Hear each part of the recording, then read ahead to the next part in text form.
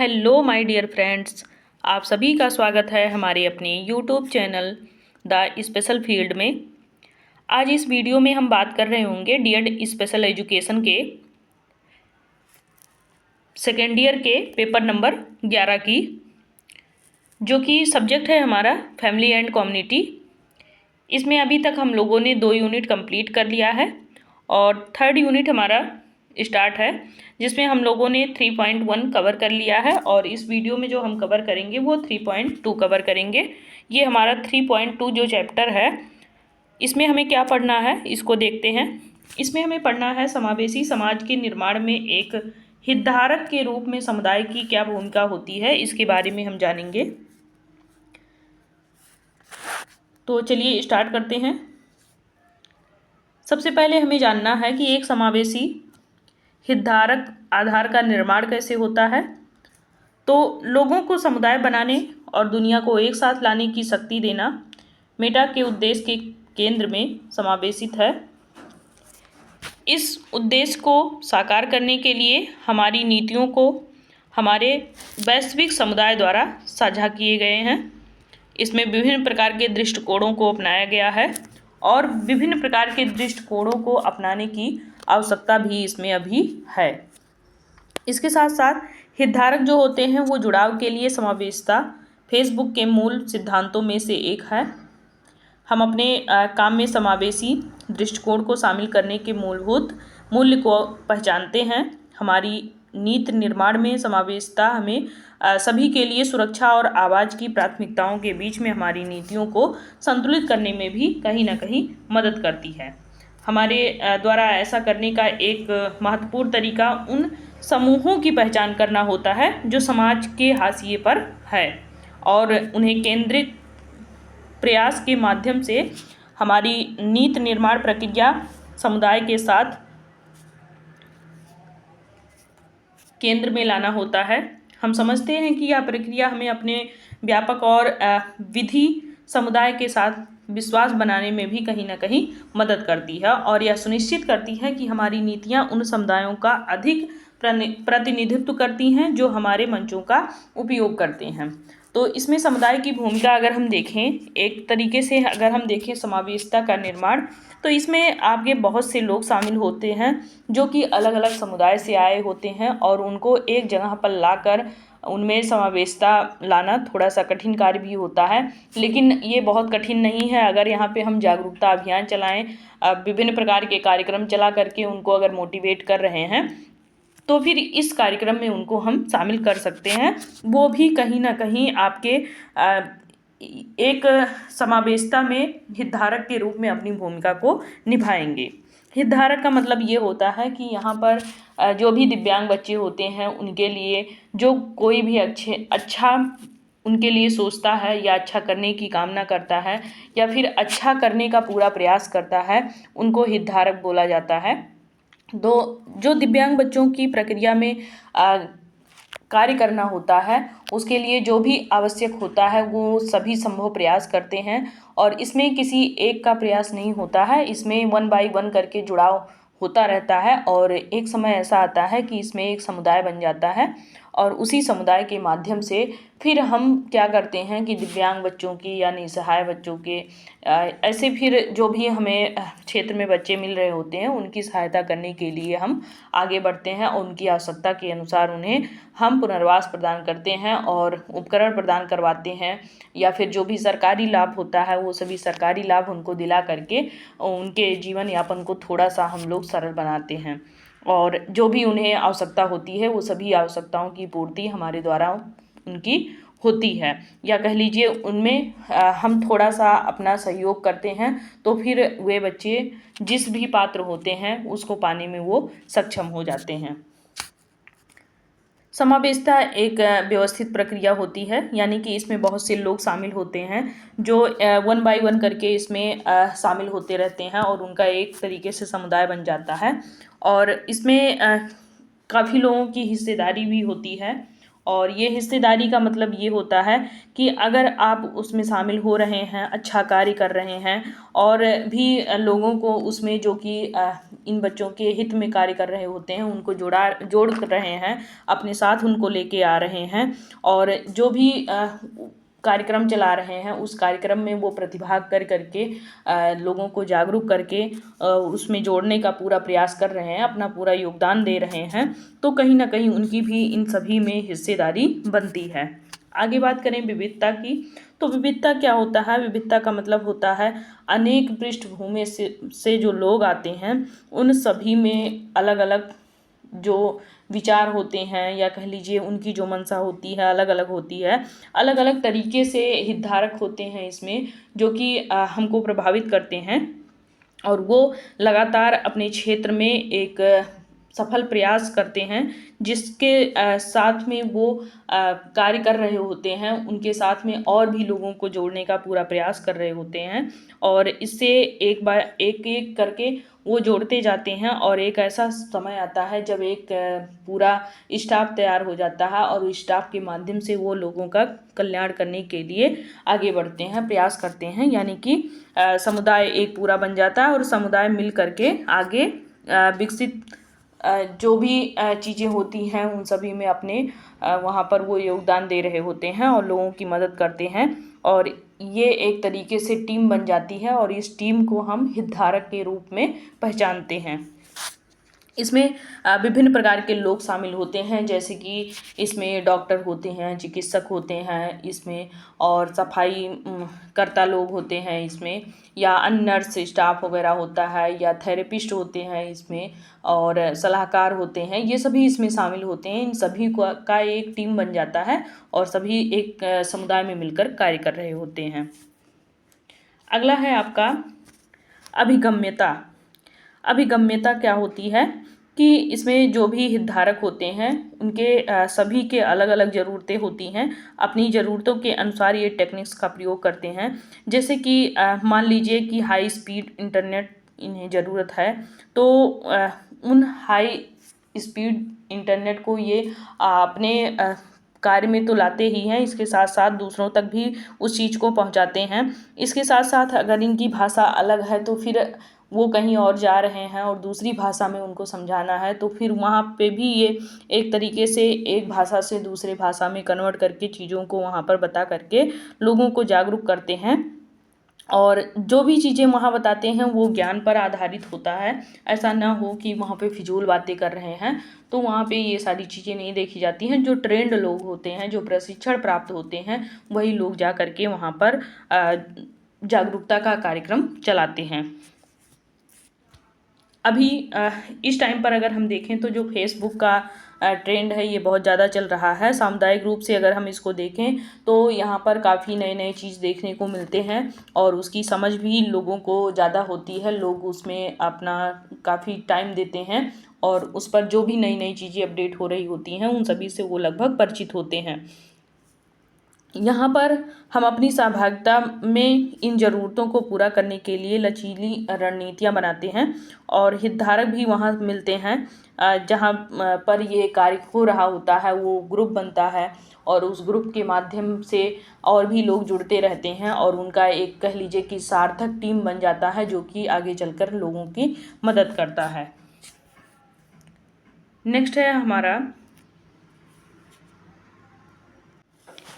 Next point है हमारा,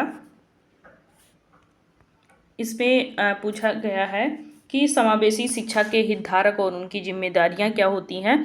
तो शिक्षा जगत में अगर देखें तो जो हितधारक होते हैं ये आमतौर पर किसी ऐसे व्यक्ति को यहाँ पर जिम्मेदारी दी जाती है जिसने स्कूल और उसके छात्रों के कल्याण और सफलता में अपना निवेश किया हो या आर्थिक निवेश किया हो, जिसको धन बोलते हैं। निवेश का मतलब अपना आर्थिक धन निवेश किया हो, जिसमें प्रशंसक हों, शिक्षक हों, कर्मचारी हों, सदस्य हों, छात्र हों, माता पिता हों, परिवार समुदाय के सदस्य, स्थानीय व्यापार नेता और स्कूल बोर्ड के सदस्य हों, शहर जैसे निर्वाचित अधिकारी भी इसमें शामिल हों और जहाँ पर रह रहे हों वहाँ के पार्षद हों या फिर राज्य प्रतिनिधि हों या हितधारक हों। सामूहिक संस्थाएं भी हो सकती हैं इसमें, जैसे कि स्थानीय व्यवसाय भी हो, इसमें संगठन हो कोई या वकालत समूह हो या कोई समितियां हो या मीडिया हो या आउटलेट या फिर कह लीजिए कि सांस्कृतिक कोई संस्थान हो इसमें शामिल, इन सभी संगठनों के अलावा अगर विशिष्ट समूह भी इसमें प्रतिनिधित्व कर रहा है तो इन सभी लोगों का एक समुदाय होता है जो सभी मिल करके, या कह लीजिए इसमें अभिभावक संगठन भी हो, तो ये सभी मिल करके क्या करते हैं कि एक तरीके से कार्यक्रम चलाते हैं और उस कार्यक्रम के माध्यम से लोगों को बताते हैं, जागरूक करते हैं। जिन भी चीज़ों के बारे में बताना होता है तो उनको जागरूक करते हैं। जैसे कि पिछले अध्याय में हम लोगों ने पढ़ा था कि दिव्यांगों के लिए समुदाय की क्या भूमिका होती है। तो दिव्यांगों के लिए समुदाय की भूमिका मतलब समय समय पर जागरूकता कार्यक्रम चला करके उनको माता पिता को या समुदाय के अन्य लोगों को वहाँ पर जागरूक करना होता है। उनको उन बच्चों के प्रति में लगाव विकसित कराना, फिर उनके लिए समय समय पर क्या क्या कार्य करना है, इन सभी के लिए जागरूक करना, मोटिवेट करना, ये सभी कार्य करना होता है जिससे फिर उन बच्चों को हम सहायता दिला सकें। तो ये ऐसे संघों में समुदाय की जिम्मेदारी ये होती है कि इन सभी के साथ में ये कार्य करें। स्कूल बोर्ड वगैरह इसमें शामिल हो, शिक्षक शामिल हों, प्रधानाध्यापक शामिल हों, पार्षद शामिल हों, राज्य के अधिकारी शामिल हों। ये सभी लोग अगर शामिल हैं वहाँ पर, अगर हम मोटिवेशन का कोई भी कार्यक्रम चला रहे हैं तो उसके माध्यम से हम वहाँ पर जितने भी अभिभावक संघ भी होंगे या अन्य कोई होगा उसको मोटिवेट कर सकते हैं इन बच्चों को आगे बढ़ने के लिए या शिक्षा ग्रहण कराने के लिए या खेल कूद में भेजने के लिए। तो ऐसे कार्यक्रम चला करके हम उन बच्चों को थोड़ी मदद पहुंचा सकते हैं। और इनकी जिम्मेदारियां भी होती हैं, समुदाय के जो टीम होते हैं पूरे टीम की जिम्मेदारी होती है कि ऐसे कार्यक्रम चला करके उन बच्चों के हित के लिए कार्यक्रम चला करके इन बच्चों को लाभ पहुंचाने का पूरा अपना श्रेय दें। आगे बात करें कि समावेशी शिक्षा को वास्तविकता बनाने के लिए प्रणाली में कई हिस्सों को शामिल करना होता है और भारत सरकार ने SSA के माध्यम से, यानी कि सर्व शिक्षा अभियान, जिस यहाँ पे आप देख सकते हैं ये SSA सर्व शिक्षा अभियान के माध्यम से शिक्षा हासिल करने के लिए महत्वपूर्ण पूंजी भी इसमें दे रखा है। काफ़ी स्कूलों को ये पूंजी दे करके वहाँ के जो स्कूल हैं, अगर वहाँ पुराने स्कूल हैं मतलब नव निर्माण में नहीं है तो फिर उन पुराने स्कूलों को हटा करके नए स्कूल स्थापित किए जा रहे हैं। और टीचर की अगर कमी दिख रही है तो फिर वहाँ कम्बोचिट कर दिया जा रहा है, उसको जॉइंट कर दिया जा रहा है। जहाँ पर प्राथमिक विद्यालय हैं वहाँ पर जूनियर हाई स्कूल भी खोले जा रहे हैं। इस प्रकार से काफ़ी पूंजी दे करके सरकारी विद्यालयों को उनको आगे लाने का पूरा प्रयास किया जा रहा है ताकि जो भी दिव्यांग बच्चे हों या अन्य कोई हो जो लाभ लेना चाह रहे हो इसमें आ करके अपनी आवश्यकता के अनुसार शामिल हो सके। तो ये सब किनके माध्यम से होता है? एक समुदाय के माध्यम से होता है, जो हितधारक होते हैं उनके माध्यम से होता है। इसमें सभी लोग शामिल होते हैं। लगभग कौन कौन से शामिल होते हैं? जिनमें शिक्षक होते हैं, विशेष शिक्षक या संसाधन होता है, या कह लीजिए कि स्कूल प्रशासन इसमें शामिल होता है। विशेष आवश्यकता वाले बच्चों के माता पिता भी होते हैं और उनके साथी भी होते हैं, उनके साथियों के माता पिता भी होते हैं और इनकी एक जो विशेष आवश्यकता होती है ये सभी इसमें शामिल होते हैं और सभी की अपनी जो हिस्सेदारी होती है ये प्रत्यक्ष रूप से यहाँ पर देखी जाती है। आगे हम बात करें तो विशेष शिक्षक कौन होते हैं? विशेष शिक्षक का मतलब ये होता है कि ये बच्चे जो होते हैं प्रॉपर दिव्यांग बच्चों को पढ़ाने के लिए होते हैं। लेकिन विशेष शिक्षक का मतलब ये नहीं होता है कि केवल वो दिव्यांग बच्चों को ही देखेगा, वो सामान्य बच्चों को भी देख सकता है। तो चलिए देखते हैं कि विशेष शिक्षक के बारे में क्या कुछ इस बुक में दिया गया है। तो एक बड़े कदम के रूप में शुरू की गई समावेशी शिक्षा के साथ विशेष शिक्षकों की बदलती भूमिका उभरती दिखाई दे रही है। भारतीय पुनर्वास परिषद, जिसको RCI बोलते हैं, के द्वारा अनुमोदित कर दिया गया है कि विशेष शिक्षकों के शैक्षिक कार्यक्रम विशेष शिक्षा को विशेष स्कूलों में विशेष आवश्यकता वाले बच्चों की ज़रूरतों को पूरा करने के लिए विशेष शिक्षक बनने के लिए तैयार करते हैं। यानी कि विशेष शिक्षक कौन होते हैं? विशेष शिक्षक वह होते हैं जिनको RCI के द्वारा अनुमोदित किया जाता है। यानी कि विशेष शिक्षक शैक्षिक कार्यक्रम में विशेष शिक्षकों को विशेष शिक्षक बनाने के लिए तैयार इसलिए किया जाता है क्योंकि वे विशेष स्कूलों में विशेष आवश्यकता वाले बच्चों की ज़रूरतों को पूरा करते हैं। SSA यानी कि सर्व शिक्षा अभियान ने उनके लिए समावेशी शिक्षा व्यवस्था में संसाधन यानी कि शिक्षक बनने के दरवाजे भी खोल दिए हैं। अब काफ़ी स्कूलों में जैसे कि कह लीजिए कि प्राइमरी जूनियर हो या उच्च लेवल का माध्यमिक विद्यालय हो, तो इन सभी में अब 2 विशेष टीचर रखने का प्रावधान है। सुप्रीम कोर्ट के माध्यम से ये आदेश हो चुका है कि 2 विशेष टीचर होने चाहिए प्रत्येक स्कूलों में, चाहे वो सरकारी संस्था हो या प्राइवेट संस्था हो, सभी जगह। लेकिन आपके उत्तर प्रदेश की सरकार जो है ये मान नहीं रही है। फिर भी आप आने वाले समय में या भविष्य में ज़रूर देखेंगे कि सभी स्कूलों में विशेष शिक्षक ज़रूर होंगे, और वो किनके लिए होंगे?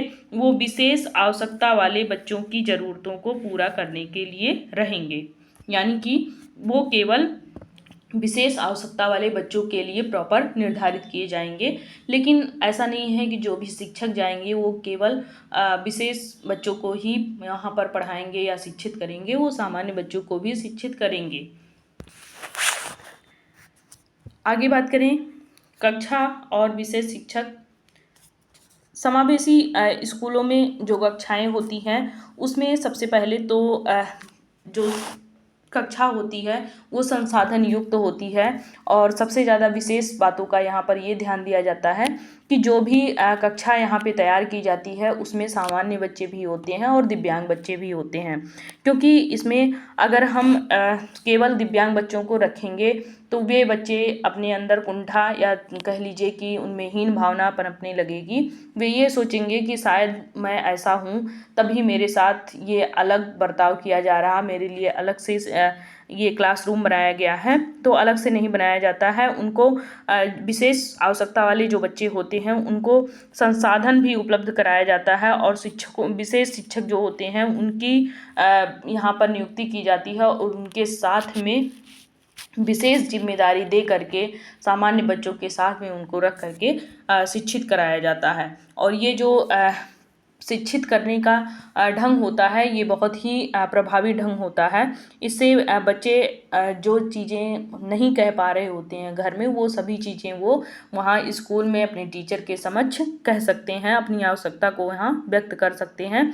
और शिक्षक जो होता है वो बच्चों के बीच में अपने समन्वय को स्थापित करते हुए वहाँ पर जो बच्चों के मन में चल रही दशा होती है उसको जानने का पूरा यहाँ पर प्रयास करता है, और उनमें किन कौशलों की कमी है उन कौशलों को परिवर्तन करने के लिए भी वो अपना पूरा प्रयास करता है। नेक्स्ट है आपका साथी। साथी का मतलब ये होता है कि जो दिव्यांग बच्चा होता है बिना विशेष आवश्यकता वाले बच्चों के साथ में ये शामिल होता है यहाँ पर, यानी कि जो सामान्य बच्चे होते हैं उनके साथ में यहाँ पे आकर के वो क्लास में बैठता है, और उन्हीं के साथ में और भी छोटे बड़े जो भी कार्य करता है उनसे अनेक प्रकार के अनुभव भी लेता है। और विशेष आवश्यकता वाले जो बच्चे होते हैं ये 8 से 10 बच्चों की छोटी कक्षा की क्षमता वाले सुरक्षात्मक वातावरण में होते हैं। उन्हें 40 बच्चों की जो बड़ी कक्षा होती है उनमें जाने से अक्सर झटका लग जाता है, क्योंकि वे सोचने लगते हैं कि अगर मेरे अंदर कमी है तो फिर जो ये बच्चे हैं ये इनमें कोई कमी नहीं है तो मैं इनके जैसा नहीं कर पाऊँगा, या तो ये भी सोच सकते हैं वो कि बहुत बड़ी कक्षा है और यहाँ पे मैं कैसे सीखूँगा और कैसे जान पाऊँगा। तो एक तरीके से उन्हें देख करके ज़्यादा बड़ी संख्या में जो कक्षा होती है उनकी, तो उसको देख करके उनको थोड़ा सा सदमा भी लग जाता है, क्योंकि बच्चे इसके पहले कभी भी इन चीज़ों को नहीं देखे होते हैं। तो उनमें थोड़ा सा भावात्मक और व्यवहारिक जो उनकी प्रतिक्रिया होती है वो भी कह लीजिए कि थोड़ा सा चेंज देखने को मिलता है। धीरे धीरे बाद में परिवर्तन होता रहता है और उनमें थोड़ी सी सिंपैथी वगैरह आ जाती है, और फिर वो अपनी ज़रूरतों के अनुसार भी जो चीज़ें उनको कमी लगती है उस चीज़ को वहाँ पे प्रकट करते हैं, और उनके लिए वो संसाधन वहाँ पे उपलब्ध कराए जाते हैं।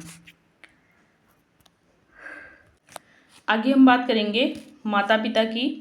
तो उपयुक्त तैयारी ना होने पर माता पिता को भी आशंका हो सकती है कि जो दिव्यांग बच्चा है उसके माता पिता बड़ी नियमित कक्षा की तुलना में सुरक्षात्मक विशेष कक्षा को प्राथमिकता दे सकते हैं, क्योंकि उन्हें ये लगता है कि शिक्षक यहाँ पर ध्यान नहीं देंगे और शिक्षक मेरे बच्चे को जैसी उसकी आवश्यकता है उसको नहीं पूरा कर सकते हैं। और उनको ये चीज़ विश्वास नहीं होता है कि जो एक विशेष शिक्षक है वो विशेष जो आवश्यकता है मेरे बच्चे को, उस आवश्यकता को नहीं पूरा कर सकता है। इसका डर उनके मन में लगा रहता है। वो विशेष आवश्यकता वाले बच्चों के साथ में रहने से उनका बच्चा थोड़ा सा अजीब तरीके से व्यवहार करने लगेगा, क्योंकि जो शिक्षक है वो शिक्षक सामान्य बच्चों पर ज़्यादा ध्यान देगा, मेरे बच्चे पे ध्यान नहीं देगा। जो बच्चे जल्दी सीख जाएंगे उनको सिखाने का प्रयास करेगा, मेरे बच्चे को सिखाने का प्रयास नहीं करेगा। तो ऐसे बहुत से डर माता पिता के अंदर देखने को मिलता है और इसी डर के साथ हुए अपने बच्चे को जल्दी भेजने का प्रयास नहीं करते हैं। लेकिन अगर माता पिता भेज रहे हैं कक्षा कक्ष में, तो फिर वहाँ पर जो विशेष शिक्षक होते हैं वे अपने सामान्य बच्चों के साथ में उस बच्चे को भी वहाँ पर शिक्षा देते हैं। उसके प्रति भी उनकी पूर्ण जिम्मेदारी बन जाती है कि हम इस बच्चे के प्रति भी ध्यान दें और इसको जो भी चीज़ की आवश्यकता है, जो भी संसाधन की आवश्यकता है, वो सभी हम यहाँ पे पूर्ण करें। आगे है नेक्स्ट हमारा कि यहाँ पे स्कूल प्रशासक कैसा होना चाहिए। तो एक समावेशन कक्षा को सफल बनाने के लिए या स्कूल को सफल बनाने के लिए सबसे ज़्यादा महत्वपूर्ण यहाँ पे ये बात रखती है कि स्कूल का जो प्रशासक है वो कैसा हो। उसके ऊपर बहुत सारे महत्वपूर्ण जिम्मेदारी होती है जो कि उसको निभाना होता है। सबसे पहले तो स्कूल मैनेजमेंट कैसा होना चाहिए। स्कूल मैनेजमेंट अगर अच्छा है तो वहाँ पर सारी चीज़ें उपलब्ध रहेंगी, जैसे कि स्कूल के बिल्डिंग्स वगैरह सही हों, वहाँ पे कुर्सी अच्छे से हो, रैंप हो, वहाँ पे कक्षाओं तक पहुँचने में वहाँ पर सुगमता हो, वहाँ पर चमकदार रोशनी ना हो, हवादार कक्षाएं हों और बच्चे अच्छे से वहाँ पर सुन सकें, शुद्ध वातावरण में हो। जो कम दृष्टि वाले बच्चे हैं उनको थोड़ा सा बेहतर ढंग से वहाँ पर सभी चीज़ें मिलें। कक्षा में पर्दे लगाए जाएं और शिक्षक जब पढ़ा रहे हों तो ये भी वहाँ पर ध्यान दिया जाए कि बच्चा वहाँ पर विचलित ना हो, बाहर ना निकल जाए। और स्कूल के जो प्रशासक हैं उनकी जिम्मेदारी है कि वहाँ का जो भी बाधा पहुँचा रहा है इन बच्चों की शिक्षा में, उस चीज़ को बाधा मुक्त वहाँ पर बनाएं। और सबसे महत्वपूर्ण बात ये होती है कि जो प्रशासक होता है उसका व्यवहार जो हो वो हमेशा हितधारक जो भी होते हैं या समुदाय के जो भी लोग होते हैं, उनकी जो टीम होती है, स्टाफ होते हैं, उनके साथ में उनका अच्छा व्यवहार हो ताकि उनको भी ये प्रभावित कर सकें। तभी हम इस जो समावेशी कक्षा है इसको हम सफल बना सकते हैं, अन्यथा मील के पत्थर हमेशा बने रहेंगे। इस चीज़ को हम कभी भी सुधार नहीं पाएंगे। और अगर इसको हमें सफल बनाना है तो इसमें सबसे बड़ा कदम हमें समावेशिता को लेकर के ही उठाना चाहिए, जो कि एक तरीके से सर्वश्रेष्ठ प्रयास होता है इन बच्चों की आवश्यकताओं को पूरा करने के लिए। तो आप लोग देख सकते हैं कि ये हमारा यूनिट कंप्लीट होता है, सब यूनिट कंप्लीट होता है जो कि हम लोग अभी पढ़ रहे थे 3.2। तो ये हमारा कंप्लीट होता है और नेक्स्ट वीडियो में हम पढ़ेंगे 3.3, जिसमें हम लोग क्या पढ़ेंगे कि शिक्षा और पुनर्वास के लिए स्थानीय सामुदायिक समर्थन और संसाधनों को संगठित करना। तो इसके बारे में जानेंगे। बाकी इस चैप्टर में आप लोगों के लिए बस इतना ही है।